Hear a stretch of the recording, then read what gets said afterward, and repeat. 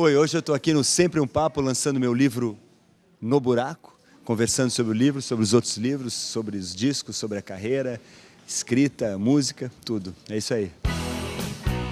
Literatura e rock and roll, uma combinação explosiva. E quando a história envolve um roqueiro de sucesso que entra em decadência. Se a pessoa que vai narrar a história tem competência o bastante para tirar deste enredo um grande romance, com certeza a gente vai chegar ao final com uma narrativa surpreendente. Assim é Tony Bellotto, competente no rock, competente na literatura e competente para escrever uma história que com certeza vai prender o leitor até o final. Batizado Antônio Carlos Liberale Bellotto e reconhecido nacionalmente como Tony Bellotto, é um artista de múltiplas facetas e que faz jus a uma das letras mais cantadas do Titãs.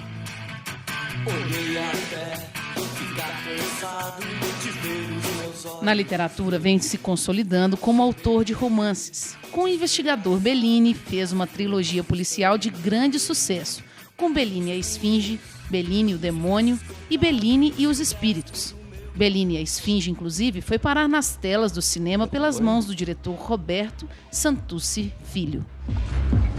Ana Cíntia, né? É autor também de BR-163, Duas Histórias na Estrada, o livro do guitarrista e Os Insones. Além de música e da literatura, Bellotto é apresentador do programa Afinando a Língua do canal Futura.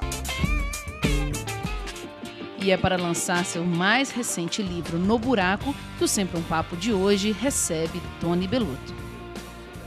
Eu acho interessante do Sempre um Papo é isso, a possibilidade de se aproximar do autor, acho isso muito legal. Estou bastante curiosa, com uma expectativa muito grande em relação a esse No Buraco. Eu espero encontrar ali o que ele falou da minha geração mesmo, uma história, né, do rock, essas coisas.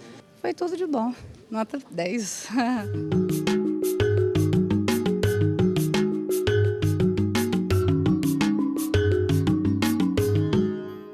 Como é que foi? Como é que surgiu a ideia de fazer esse livro? O que te motivou a falar de um guitarrista, de um roqueiro fracassado, uma espécie de antítese à sua história, à sua obra? Como é que foi a história desse livro? Bom, acho que assim, o impulso assim, inicial de escrever o livro foi há muito tempo atrás. Vontade de falar um pouco sobre a minha vivência no rock. Principalmente porque é um tema que não é abordado na literatura mundial e na brasileira principalmente, né? Acho que não tem nenhum livro que eu conheça brasileiro que trate desse tema, da vida na estrada, de um roqueiro, de um músico. E mesmo em termos de literatura mundial, são muito raros.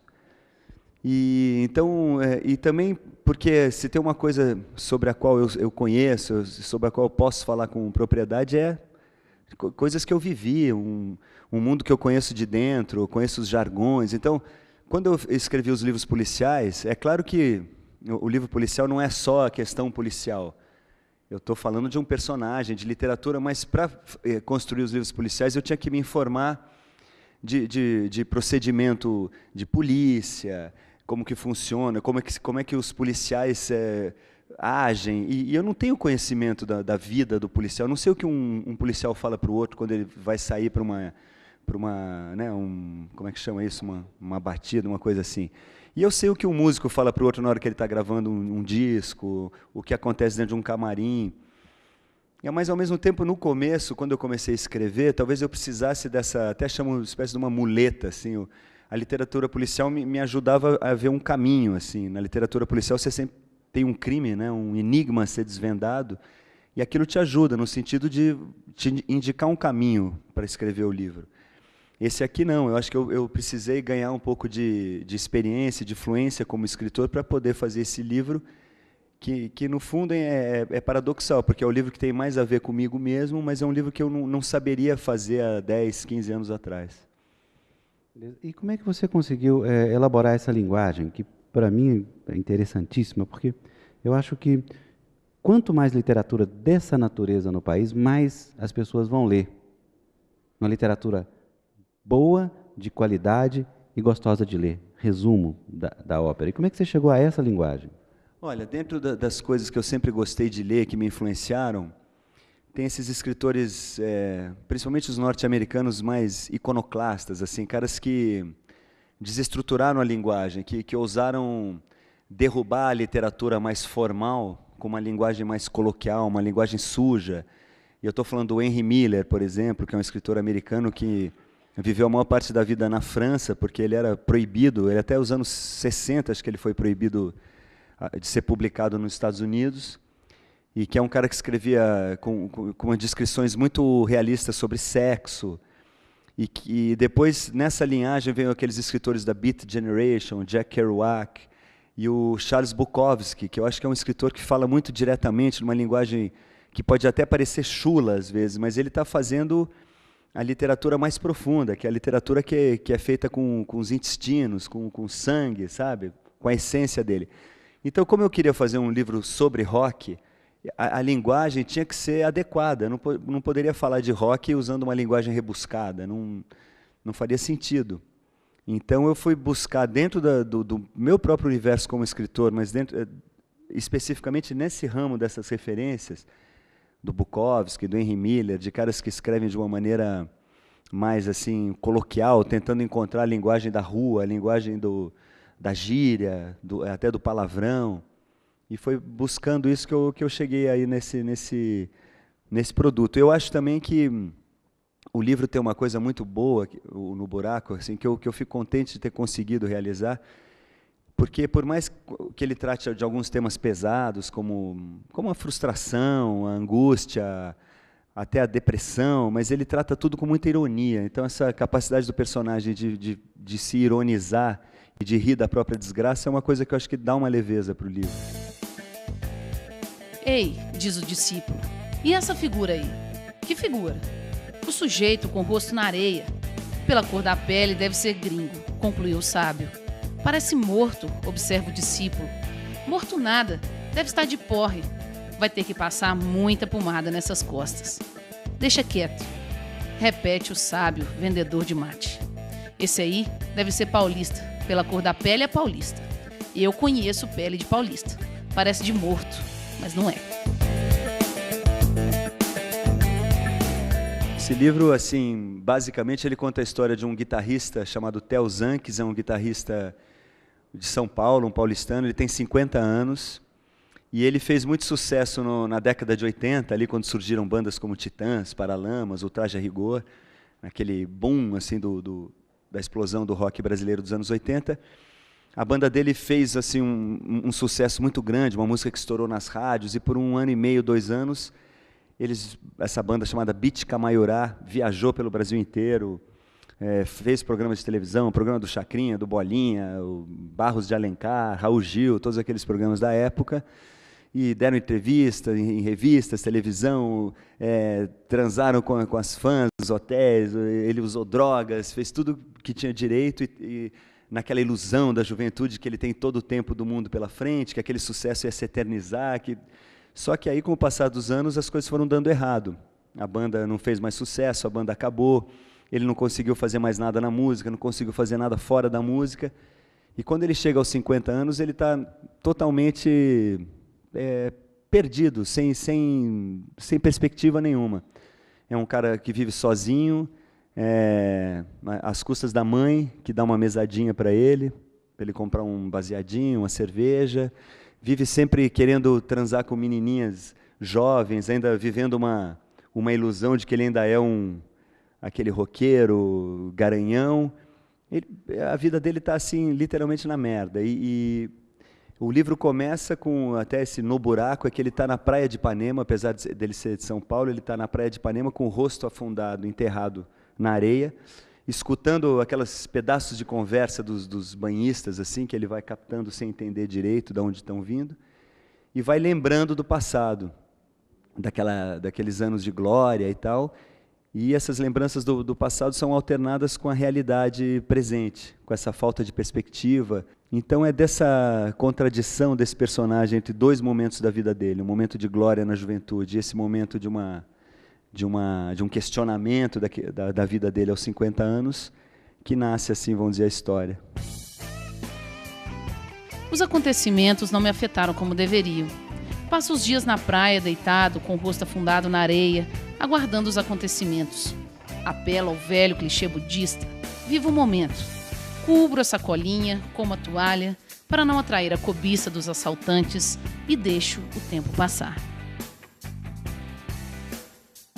Eu gosto do livro porque você não apresenta nenhuma lição de moral. Você conta as histórias dele sem fazer nenhum relato moral da história, mas tentando focar algumas questões. Quando você coloca as questões da droga, você não faz nenhuma coisa panfletária. Mas o que você queria dizer exatamente quando você colocou a questão da droga tão avulsa dentro do contexto? Eu não sei, eu acho assim, tem até uma frase que o personagem cita, que é do poeta inglês William Blake, o William Blake dizia que o caminho do excesso leva ao palácio da sabedoria. Claro que isso ele pode levar também à morte, ao fim absoluto, mas o que eu vejo nessa frase do William Blake, quase como uma frase de um zen budista, assim, é que às vezes o excesso te leva a uma consciência daquilo e uma sabedoria que leva você a transcender, superar aquilo e abandonar o uso de drogas e tudo, que foi o que aconteceu comigo, pessoalmente. O que eu acho é que esse personagem, ele não encontra exatamente essa saída, né? E eu não poderia fazer um julgamento moral, porque eu não enxergo a vida assim, através de preceitos morais. O que eu fiz foi mesmo, como é que eu posso dizer? Narrar mesmo situações que eu vivi ou que eu vi acontecer muito de perto. Eu acho que dessa experiência do excesso, do exagero, que muitos de nós vivemos na juventude, muitos músicos e pessoas que também não são da música nem da arte, e eu lembro que na época, pelo menos na década de 80, não sei se é porque eu era jovem, não sei se hoje em dia é assim com os jovens de hoje, mas eu lembro que a gente consumia muita droga, existia muito excesso. E eu não podia deixar de falar sobre isso. Agora é interessante que outro dia eu estava conversando com o Arthur da Pieve, que é um jornalista do Rio, que estava me entrevistando num evento, e ele falou uma frase muito interessante de um compositor dos anos 80, que é o Alvin Ailey. Alvin Ailey é parceiro do Dinho, faz música do Capital Inicial, e ele falou outro dia uma frase muito boa, ele falou assim, quem diz que se lembra de alguma coisa dos anos 80 é porque não estava lá, porque quem estava lá não consegue se lembrar de nada do que aconteceu. Numa das vezes em que voltava do banheiro, pensei ter visto Tom Jobim tocando piano. O maestro vestia um chapéu de palha e baforava um charuto. Pode ser que ele estivesse ali, mas não duvido de que essa lembrança seja só mais uma das brincadeirinhas espirituosas com que minha memória gosta de se surpreender de vez em quando. Aquilo que ele falou, né? O mundo dele, né? Que nos outros livros são policiais, então estava um pouco fora do que era o métier dele, né? No caso, aqui ele escreve até de olhos fechados. Então...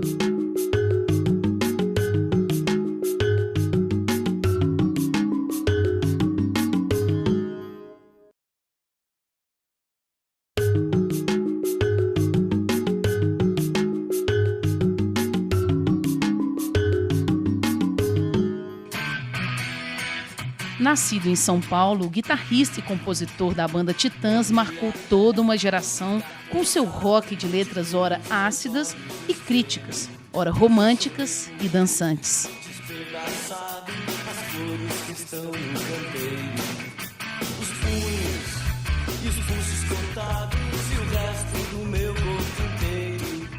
É muito interessante a gente ver um cara que era guitarrista e tal, e agora desenvolvendo um trabalho tão interessante na literatura aí, e atingindo aí os meus filhos, né, com livros bastante interessantes para adolescentes, para adultos. Tem situações aqui que eu vivi com os Titãs, e os Titãs estão lendo esse livro, e quando eles leem certas passagens, eles acham que não foi exatamente assim que aconteceu. Cada um tem sua versão própria sobre aquele assunto. Memória etílica, né? Memória etílica. Não confie na memória etílica. E onde é que onde começou a música, onde terminou a música e começou a literatura, na hora que você senta sozinho para poder criar?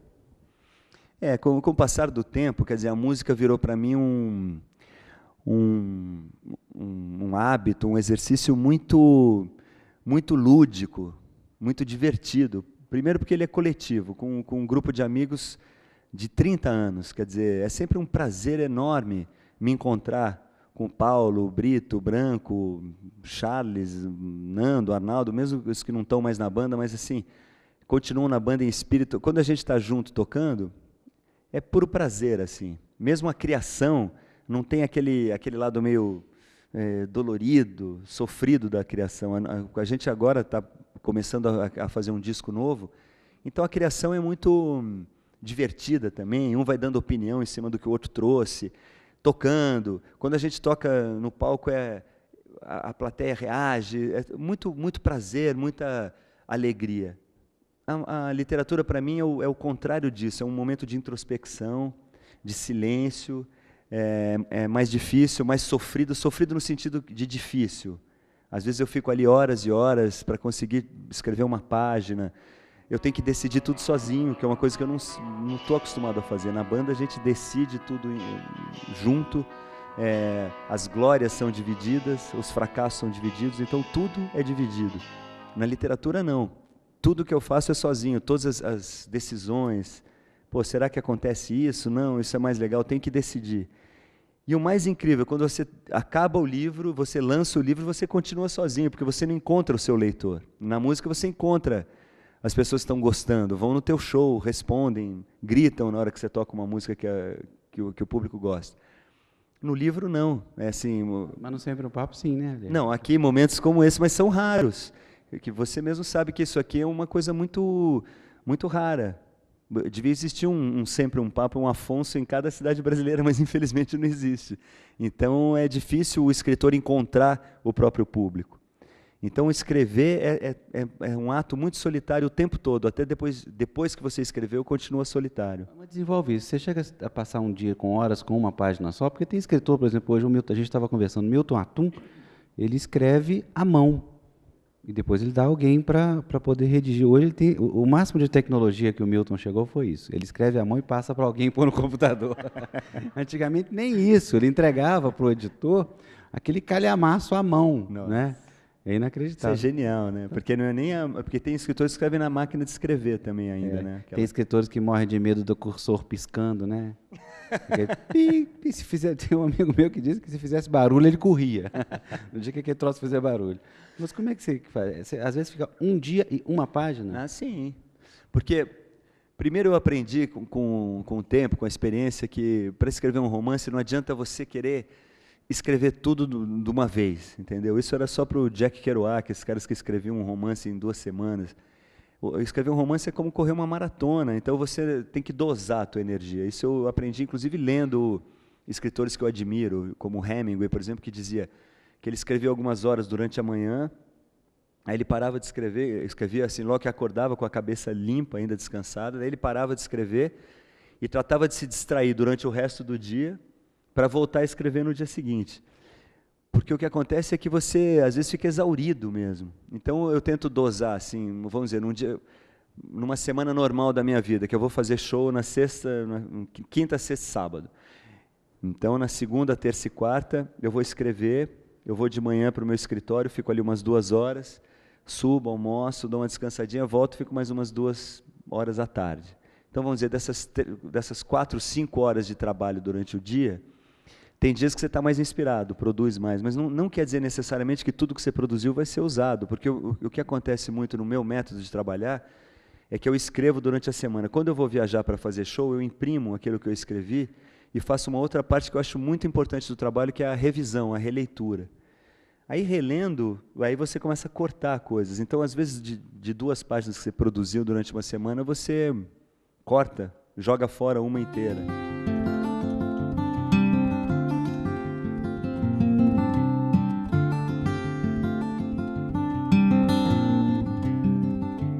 Pra gente como é que foi essa ligação sua com a língua portuguesa. Conta a história do Afinando a Língua, que é um outro lado muito importante do seu trabalho, Tony. Porque assim, a minha ligação, eu sempre gostei muito de literatura e a minha ligação toda com a gramática e tal foi meio intuitiva, quer dizer, tudo que eu sei, fora, claro, os anos de escola, assim, tudo que eu sei de língua, de gramática, foi na prática lendo e escrevendo. E eu aprendo muito também com os revisores e editores, né, da editora, que às vezes a minha editora fala assim, pô, tá ótimo o livro, mas realmente você não sabe usar crase. Aí, e, aliás, quem sabe, né, a crase é um problema. Ou então, por exemplo, qual o uso do ponto e vírgula, né? Será que a gente precisa de um ponto e vírgula e tal? E coisas assim. Mas aí, acho que em final dos anos 90, o Hugo Barreto, que é um dos diretores lá da TV Futura, do canal Futura, ele teve essa ideia de atrair as pessoas que gostam de música e que acham ler uma coisa chata, e tem muita gente que pensa assim, atrair a atenção dessas pessoas pela música para mostrar que a leitura pode ser tão interessante ou mais até que ouvir música. E aí começamos esse trabalho do Afinando a Língua, foi uma coisa que deu muito certo, que já são mais de 10 anos, já estamos, sei lá, na 9ª ou 10ª temporada, e eu aprendo muito fazendo esse programa também, porque eu dou minhas sugestões lá nas pautas, mas tudo aquilo é preparado por gente que entende muito, né, de vários assuntos, inclusive de gramática, né? Então eu aprendo muito, eu devo muito ao programa também. Tem guitarra no samba? Para sua surpresa, isso é samba. Eu vi uma frase hoje do Bob Dylan e achei que calhou em fazer essa pergunta para você, que é músico e que a história do personagem pode ser dramática. Eu não entendi a frase. O Bob Dylan falou o seguinte: a derrota é o maior sucesso. Eu queria entender exatamente por um cantor. Tem uma coisa no sucesso que ela é um pouco ilusória, e o sucesso é uma espécie de uma armadilha também. Que quando você faz muito sucesso, primeiro, você começa a ficar uma pessoa insuportável, que você começa a acreditar que você é alguém especial, diferente dos outros.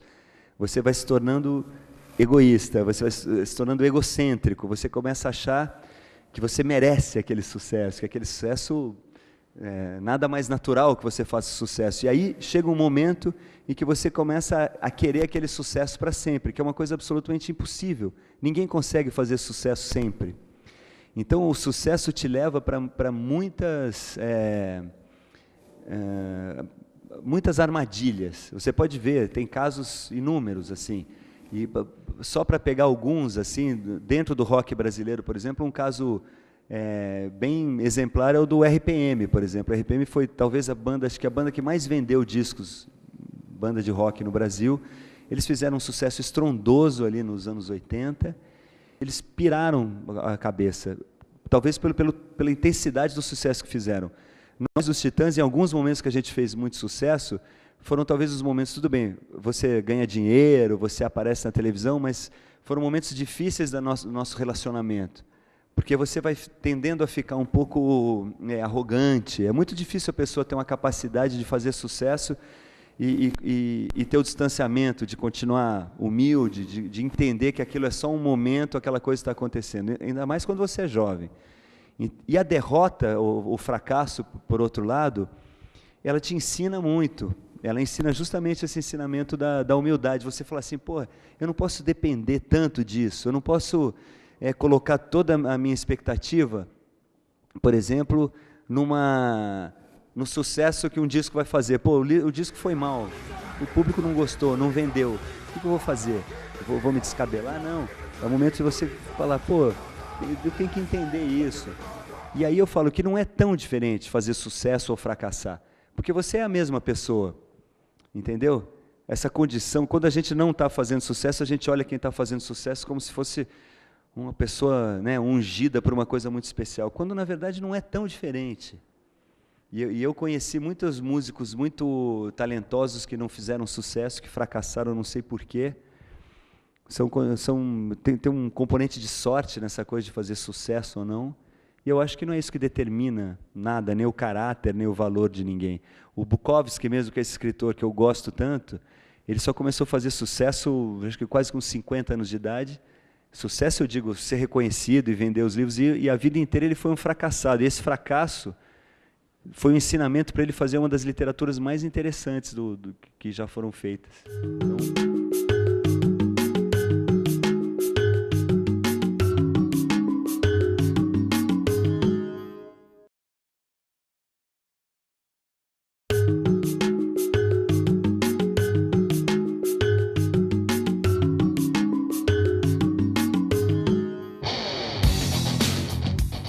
deu uma vontade meio boba de voltar a compor umas coisas. Canções que falassem do meu momento, da minha visão desiludida de velho roqueiro existencialista amargurado. Quem sabe não daria certo. Alien podia levar umas roupas lá pro mini loft. Ou melhor, eu poderia alugar uma casinha em Vila Madalena. Pensei em ter um cachorro de novo, fazer uma horta, plantar manjericão, preparar espaguete ao dente. É possível recobrar a inocência perdida? Seu personagem, Tony, fala nesse herói que é um winner invertido, né? Um sucesso que não deu certo. Como é que é isso? Eu penso que se eu fizesse a história de um guitarrista bem-sucedido, não teria a menor graça, porque seria um monte de clichês, assim. É como fazer uma música sobre um amor que dá certo. Não tem graça. As grandes músicas de amor são dos amores que não dão certo, as músicas de dor de cotovelo, de sofrimento de amor. Então, o winner invertido aí, nesse caso, é justamente isso. As experiências que o fracasso e que a derrota estão obrigando ele a passar são justamente as experiências que estão transformando ele num personagem muito interessante e que estão dando a possibilidade para ele se conscientizar de tudo isso. Esse questionamento, essa avaliação que ele faz da vida dele, se ele estivesse fazendo sucesso, ele não ia parar para fazer isso. Ele ia estar tomando uma champanhe na beira da piscina, contratando um monte de garotas para ficar divertindo. Ele ia perder a capacidade de estar com a cara enfiada num buraco, sentindo profundamente, entendendo tudo aquilo que aconteceu com ele. Vou fazer uma maldade aqui, que é usar o que você escreveu contra você mesmo. Mas tem um trecho aqui que eu selecionei que é: meu plano, que você conta aquela parte do traficante. Tem várias. Aquela que você chegou no traficante, estava de toalha, aquela sim. coisa. Você escreve: meu plano inicial era escrever um livro sobre traficantes. Achei que dava um bom tema. Escritores vivem a cata de temas, como eu vivi a cata de chotas e cocaína, antes de trocá-las por temas. Estou progredindo, é preciso reconhecer. O conto de abertura do meu suposto e jamais redigido livro de contos seria Alibaba sobre o traficante que operou a fimose. Essa história realmente aconteceu comigo, como a descrevi. Ao terminar o conto, comemorei. Gritei, saí para um chope. Pensei, descobri minha voz. E escritor adora dizer que tem voz. Que eu saiba, a voz de nenhum deles chega aos pés do gogó do Elvis. É verdade. Sabe o que é? É que quando eu já era um músico, né, tarimbado, reconhecido, quando eu comecei a escrever. E quando eu fui conhecendo o mundo dos escritores, eu tenho muitos amigos escritores, mas eu percebi que, no geral, os escritores são muito metidos e afetados. Eles se acham, assim, em geral. Eles acham que eles praticam uma arte superior aos outros. É engraçado isso. Os músicos, principalmente o músico que é assim, não digo grandes estrelas tal da música, mas músico que é tipo ralador, cara que toca um instrumento, são caras em geral muito humildes, assim, que às vezes não têm consciência até da qualidade do que eles fazem. E o escritor é o contrário. Qualquer cara que escreve uma coisinha já está achando que ele é um gênio da literatura. E escritor tem esse negócio, você fala assim, encontrei minha voz. A voz de não sei quem, eu falo, que voz, né? Voz quem tem é o Elvis Presley.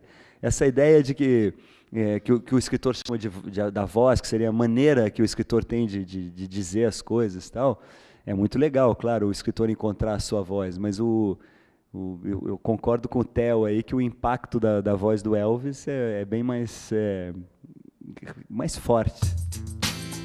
Belotto é um puta escritor, desses que gostam de rodar na contramão de todas as expectativas. Dono de uma voz narrativa elegante, rápida, pop e culta. O cara atinge com No Buraco um patamar de excelência e originalidade que não se encontra com muita facilidade por aí.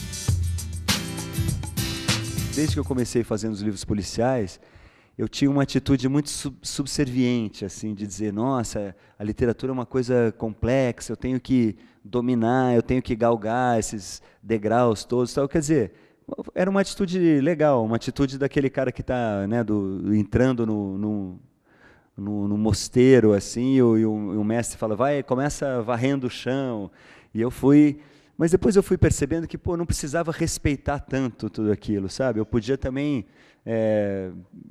ter uma atitude mais rock and roll, que foi a atitude que eu tive sempre na música, de ter um pouco mais de confiança em mim mesmo e falar, pô, vou fazer do jeito que eu acho que devo fazer, quebrando algumas regras, como se, pô, que nem os escritores sempre falam, eu adoro Chekhov, né, um grande escritor, mas tem aquela regra do Chekhov, que se um fuzil ou se uma arma aparece num conto, ele tem que dar um tiro, né?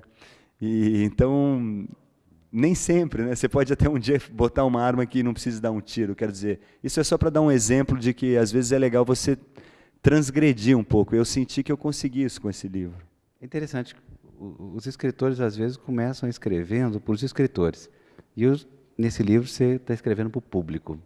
Isso é muito legal. Ah, é.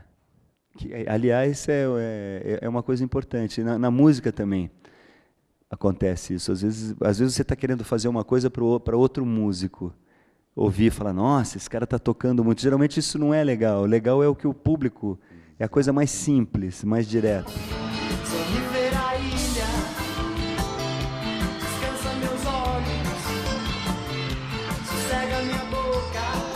Eu me coloquei um pouco nessa sua história. Eu sou músico também. Você tem eu sou viciado no velho e bom rock and roll. E meu grupo se mantém ainda tocando muito aqui em Belo Horizonte, em Minas Gerais, enfim. Mas a gente tem essa preocupação: o que fazer o dia que acabar, né? Então a nossa preocupação é não ter que enfiar o rosto na areia de Copacabana.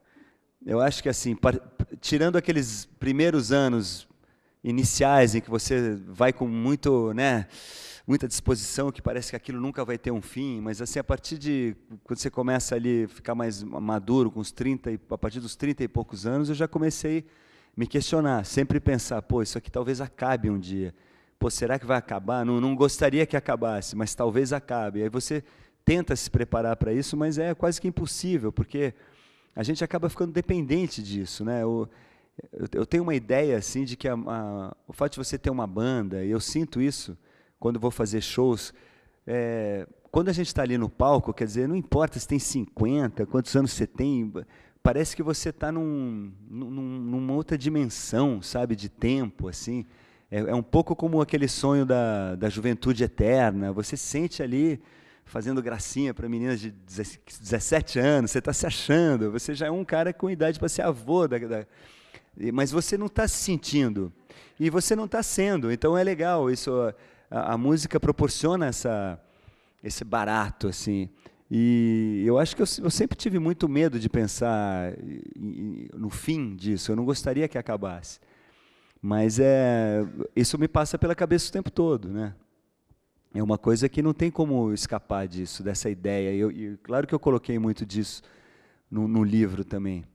Era como também é como experimentar uma possibilidade minha se não tivesse dado certo ou se já tivesse acabado. O que eu ia estar fazendo? Talvez eu estivesse com o rosto enterrado na areia, né? Então isso também foi um exercício interessante para mim na hora de criar o livro. Eu não tô nem aí, não tô nem aqui. Eu não tô nem aqui, não tô nem aí. Não tô nem aí, não tô nem aqui.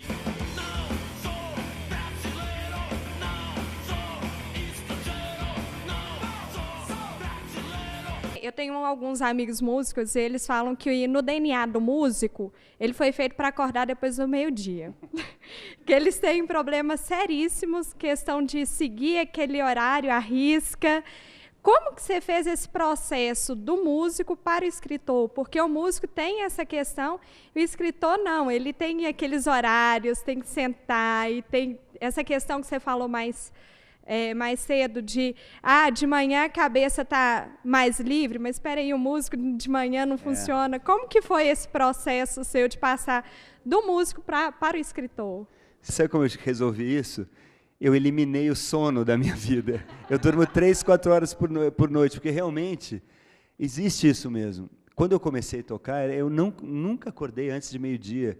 E sempre, todos os discos que eu gravei até hoje, a gente sempre grava de madrugada. Não existe isso. Quer dizer, você chega no estúdio às 3 da tarde, vai aquecendo. Quando você começa a produzir, que está gravando, que está bom para gravar, já são meia-noite, 1h. É muito comum um músico sair do estúdio de manhã, já com o dia nascendo. Até hoje, que nós dos Titãs, quer dizer, o mais garoto, o Léo Branco Melo, está com 48 anos, já somos, pô... E as pessoas fazem show assim, vocês vão entrar 1h30 da manhã. Como entrar 1h30? Começar o show? Porque aqui na cidade o hábito é esse, o pessoal só chega essa hora. Então, realmente a vida do músico é muito noturna. E para escrever tem isso. Quando eu comecei a escrever ainda, eu queria imitar o Hemingway. Então eu acordava às 5 da manhã para escrever, minha cabeça está limpa. Só que eu não sou o Hemingway, né? E era horrível. Agora, mas eu tenho uma sorte, que é uma coisa, acho que biológica, assim, eu não preciso dormir muito, sabe? Realmente eu costumo deitar 1 da manhã, assim, e eu acordo, eu estava falando para o Afonso, hoje eu cheguei aqui, que horas? 9 da manhã eu estava em Confins. Dos últimos anos que fala assim, não, posso pegar o voo das 8. Eu peguei o voo às 8 horas no Rio. Tem algum problema na casa do Tony, que tem que sair cedo de lá. Dormindo no sofá. Não, eu acordo todo dia às 6 horas, que eu que acordo meus filhos para ir para a escola. Então, mas isso aí é complicado mesmo. Tanto é que quando eu estou escrevendo um livro, eu não posso estar fazendo um disco. Quando eu estou fazendo um disco, não dá para conciliar ao mesmo tempo. Tem que ser em momentos diferentes, entendeu? Se eu estou escrevendo um livro, eu não posso gravar um disco e vice-versa, porque aí não dá certo. A expectativa em relação ao Tony Bellotto foi superada até. Bastante simpático e uma pessoa muito aberta que valeu a pena ter conhecido.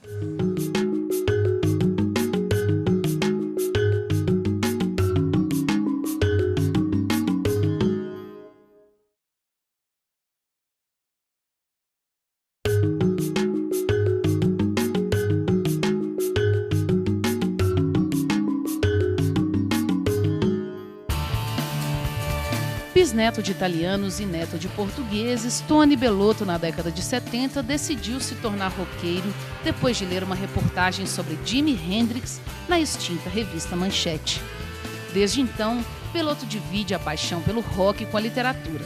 E entre os sons alucinantes da guitarra de Hendrix e os textos misteriosos e aventureiros de Edgar Allan Poe e Ernest Hemingway, já nascia o desejo de escrever livros, que em 95 foi consolidado com seu primeiro romance, Bellini e a Esfinge. Ele falou uma questão que eu acho que é importante, tanto das drogas como da questão da música de hoje. O que realmente hoje em dia é considerado música, né? Que eu acho que é muito interessante. Como é que é teu nome? Fátima. E o seu? Bellini. Bellini é um personagem que faz parte da sua família, da sua vida, né? Vamos falar a verdade. O que o Bellini te ajudou no Theo? Ou atrapalhou? Não, o Bellini me ajudou muito. Me ajudou muito porque foi com o Bellini que eu aprendi assim, a escrever mesmo, que ele foi meu primeiro alter ego. Assim. A primeira coisa que eu fiz séria de literatura era um livro, para variar, imitando Hemingway. É um personagem do Hemingway que é um alter ego do Hemingway na juventude, que ele fica contando as histórias da juventude dele. E quando eu inventei o Bellini, era isso que eu estava tentando fazer. Era como se fosse eu na minha adolescência. Ele não era um detetive, nada disso. Quando eu escrevi umas coisas como se fossem uns pedaços assim de contos, mas coisas muito esparsas assim. Quando eu resolvi escrever o romance, Bellini e a Esfinge, que eu resolvi fazer um detetive, eu falei, não, eu já tenho detetive, era aquele cara que eu já tinha inventado, o Bellini. Então, o Bellini foi o primeiro personagem pelo qual eu me expressei, assim, e muita gente confunde ele comigo, a minha sogra sempre fala isso, eu já contei aqui que ela está lendo o livro, ela fala, Tony, eu já estou naquela parte que você já transou com aquela japonesa, agora você está... Eu falo, não sou eu, é o personagem. Eu não te conheço de algum lugar? Eu pergunto, você responde. Eu fico, às vezes, pensando, por que eu vou escutar como eu fiz, né? Porque com meu pai eu escutava, inclusive, Titãs, né? Porque eu achava até engraçado a pança de mamute e tal, achava legal pra caramba ficar escutando. Tá? E eu fico, caramba, o que eu vou escutar com meu filho? Então, eu queria saber se isso te preocupa também ou se não, se você acha que é um movimento pendular, assim, que isso tende a voltar. É uma boa pergunta. Assim, a tua pergunta tem vários pontos assim que eu acho interessantes. Essa coisa do artista que faz um sucesso só, eu acho que isso sempre existiu e sempre vai existir. Eu acho que isso faz parte um pouco da dinâmica do negócio, porque é impossível um mercado abarcar todo mundo, entendeu? Aceitar todo mundo. E o mercado é uma espécie de um teste. As coisas vão pingando ali, algumas sobrevivem, umas ficam, outras fazem um sucesso e somem. E você vê que na história do rock, do pop, tem um monte de casos. A gente até no site da Companhia das Letras, aliás, é um site muito interessante, tem o blogdacia.com.br. Eles fizeram uma promoção para distribuir esse meu livro grátis, para a pessoa falar uma música que foi um sucesso, uma banda ou um artista que tenha feito um sucesso só. Então já tem lá mais de 100 pessoas falando, então tem de tudo, americanos, brasileiros, mas é incrível a quantidade quando você começa a ver, caramba, essa aí é mesmo, só tocou uma música e tal. Eu acho que isso aí faz um pouco parte do processo. Não tem como tudo que toca e tudo que faz sucesso permanecer. É um pouco triste, porque isso é uma coisa que tem no livro, que eu imagino que deve ser terrível para alguém que experimenta o sucesso de uma maneira tão forte, depois não conseguir mais alcançar aquilo ou repetir aquilo. Até você se acostumar com essa ideia deve ser um processo muito difícil. Os meus filhos mesmo, eu tenho 2 filhos, um tem 15 e outro tem 13, eles estão gostando muito de rock, e eles gostam de ouvir rock dos anos 60, 70, 80 até 90. E meu filho de 15 anos chega para mim e fala assim, pô, nasci na época errada, que ele nasceu em 95. Ele fala, pô, as bandas que eu mais gosto são até o ano que eu nasci, depois não tem nada que eu goste. Então eu sinto que a gente vive um momento de baixa mesmo, não tem nada muito assim legal acontecendo no rock, né? No rock brasileiro com certeza, assim, tá meio murcha a coisa, assim, essas bandas falam, não sei se é por causa de uma crise do mercado também, que só muito pouca coisa que aparece. Então o que aparece é aquilo que tem uma possibilidade de fazer sucesso. Então são bandas que estão falando de amor, que são isso que a gente chama de bandas emo, tal, que não geram uma coisa muito, não são assim, não segue aquela tradição do rock de contestação, de gerar uma coisa assim de revolta e tal. Mas eu acho que tem bandas interessantes, só que elas não aparecem tanto. Você acha que faz sentido dizer que o mistério está para a sua escrita, assim como o rock está para a sua música, no sentido de que seria um estilo que te guia, mas que não te impede de sair e voltar? E, se não, o que é o rock para a sua escrita? Não há dúvida de que quando eu optei pela essa literatura de mistério, essa literatura no ar, eu tenho uma identificação com esse tipo de literatura. Primeiro porque é uma literatura de enigma, assim, que sempre me atraiu. Se você for pensar na raiz mesmo, o inventor da literatura policial é o Edgar Allan Poe, que é um escritor americano genial, que ele inventou não só a literatura policial, como a literatura fantástica e a literatura... Ele é um cara gênio. Ele inventou essa literatura de detetive, que no fundo é o desvendamento de um enigma, que é sempre uma coisa que prende a atenção da gente, né? Nós, como humanos, não resistimos a um enigma. Se eu te mostrar uma primeira página que eu falo, fulano foi assassinado, você nem sabe quem é aquele cara, mas você fica curioso de saber como ele morreu e quem o matou. Então, até nesse livro, que não é um livro policial, eu usei de técnicas que eu aprendi, que eu prezo muito, que fazem parte do meu repertório, assim, como escritor, né? E isso que você falou é interessante, porque eu acho que o rock, quando ele nasceu nos anos 50, ele era uma música muito limitada, que era uma música que misturava o ritmo de blues, quase como um blues tocado em ritmo de country music, que falava de amores juvenis, cantado por jovens para jovens. Só que o rock ele foi crescendo, que nem o jazz, ele foi virando um monte de coisa. Hoje em dia você pode dizer até que o Bob Marley fazia rock, quer dizer, o rock ele é como o jazz, a definição do que é rock hoje é muito abrangente. 2 livros que eu escrevi que não são com o personagem Bellini, que é BR-163 e Os Insones, que eu lancei aqui também, eles não são livros policiais nesse sentido clássico, de um crime, um detetive desvendando o crime.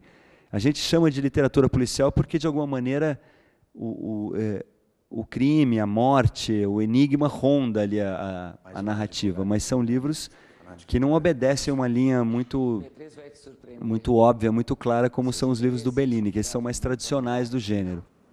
Pensei que você já tivesse habituado à eficiência feminina. Às vezes eu esqueço que eu trabalho com uma mulher. Você foi citado, inclusive, no lançamento da Patrícia Mello, que a gente fez aqui, inclusive. E ela, esse último livro dela? O último livro. E ela falou uma coisa, inclusive citando a sua literatura também, é que o Brasil não conseguiu identificar uma categoria clara para esse novo romance que está sendo feito hoje.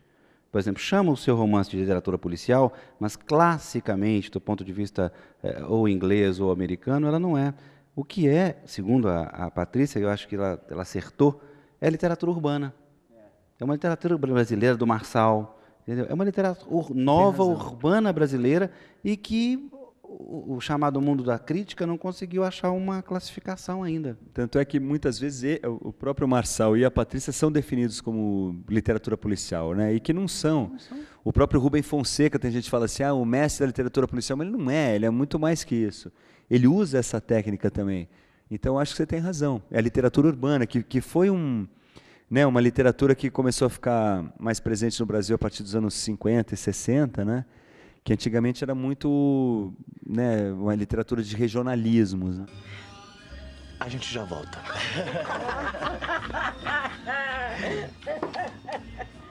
Bem, agora que você virou escritor, não te aflige muito essa questão do problema da leitura no Brasil, não, Tony? Essa dificuldade, esse índice de analfabetismo altíssimo que está se apresentando? Sempre me afligiu muito e é terrível isso. Eu tenho um amigo, Marçal Aquino, um escritor, que ele fala assim, quando ele lança um livro, ele falou assim, já lancei, já vendi aquelas 3.000 cópias para as 3.000 pessoas que leem no Brasil, né? Então é engraçado que um livro, em geral no Brasil, um livro razoavelmente bem sucedido vende isso, 3.000, 4.000 cópias. Num país com tanta gente, é um absurdo que venda tão pouco.